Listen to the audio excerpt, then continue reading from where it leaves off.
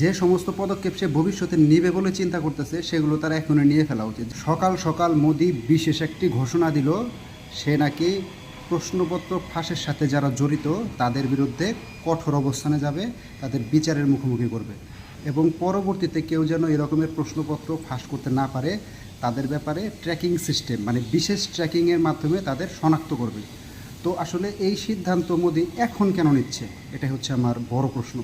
কারণ দেখুন, শেখ হাসিনা যখন এরকমের একটা পরিস্থিতিতে পড়ছিল তখন কিন্তু তার আসলে সিদ্ধান্তের অভাবেই তার মূলত পতন হয়েছে। সে সর্বশেষের দিকে গিয়ে যে সিদ্ধান্ত নিয়েছিল মানে কোটার ব্যাপারে, জুলাইয়ের 18 তারিখে বিশেষভাবে এক ধরনের আদালত বসিয়ে যখন কোটা ব্যবস্থার যে নিয়ম নীতিটা মানে যেটা 30% ছিল সেটা 7%-এ নিয়ে আসলো, এটা কিন্তু সে মূলত দেরি করে ফেলছিল দেখে তার কিন্তু পতনটা হয়েছে।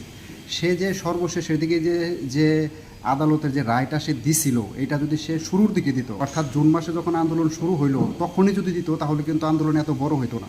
তো আমি যতটুকু মনে করি মোদিরও এরকমের ভুল হচ্ছে, মানে তার যে ধরনের পদক্ষেপ নেওয়া এগুলো আগে নিয়ে ফেলা উচিত। যদি আগে এই পদক্ষেপগুলো না নেয় তাহলে শেখ হাসিনার মতো অবস্থা হয়ে যেতেও পারে, বলা যায় না। কারণ তিল থেকেই তাল হয়, এটা বাংলা একটা প্রবাদ আছে, তিল থেকেই তাল হয়।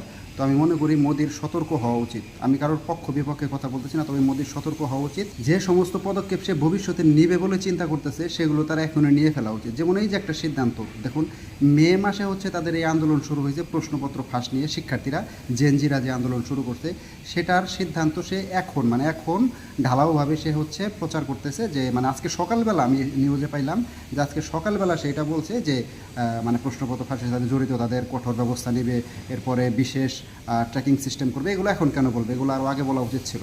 আমার মনে হয় তার আরও সতর্ক হওয়া উচিত। এরকম ভিডিও পেতে আমার চ্যানেলটি সাবস্ক্রাইব করে রাখবেন এবং পাশে থাকা বেল আইকনটি বাজিয়ে রাখবেন এরকমের ভিডিও সবার আগে পেতে। ধন্যবাদ সবাইকে, আসসালামু আলাইকুম।